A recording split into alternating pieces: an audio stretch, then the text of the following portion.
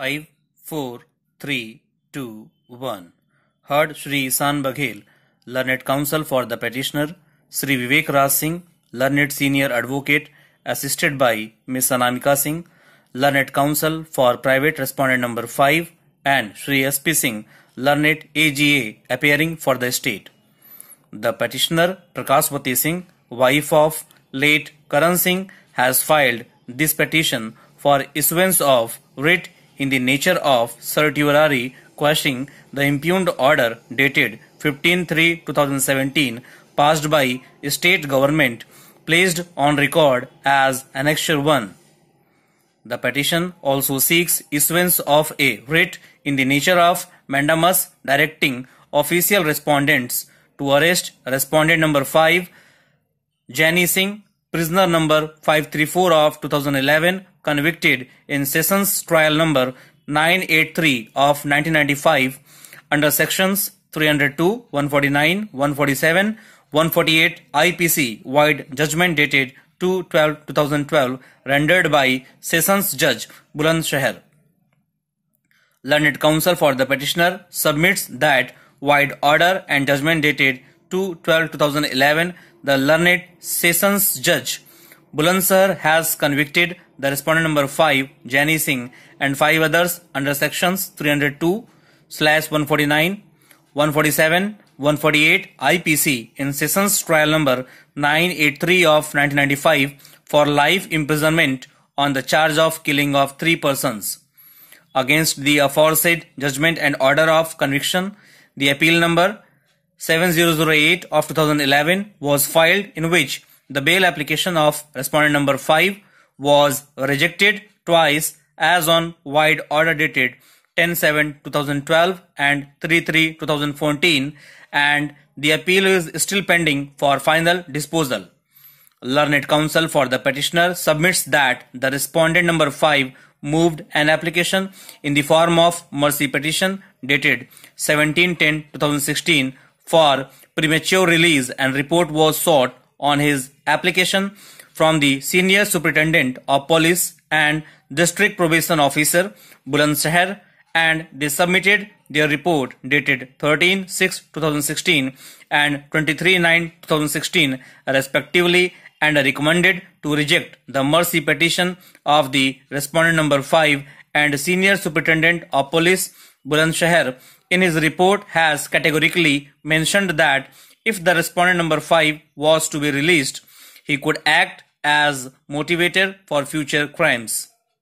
He further submitted that a report was also asked from the District Magistrate Bulandshahr as well as authority of the District Jail Bulandshahr. The District Magistrate in his report has given approval to consider the mercy petition of the respondent number 5 without giving any reason. As per the notification number V-17013/2/2013/PR, Government of India, Ministry of Home Affairs, CS Division, dated 1/2/2013, which clearly provides that where a sentence of imprisonment for life is imposed on conviction of a person for an offence for which death is one of the punishment, such person shall not be released from prison unless he had served at least 14 years of imprisonment. Ignoring the directions of aforesaid circular, the District Magistrate Bulandshahr recommended for consideration of the mercy petition of respondent number 5, though he had served only a period of 5 years of imprisonment for life. Learned Counsel for the petitioner has relied on the decisions of Honorable Supreme Court in the case of Maruram versus Union of India and others, reported in 1981, 1 SCC 107, Satpal and another versus State of Haryana, reported in 2000, 5 SCC 170, Ipuru Sudhakar versus Government of Andhra Pradesh and others, reported in 2006, 8 SCC 161. Learned Counsel for the petitioner submits that the release of respondent number 5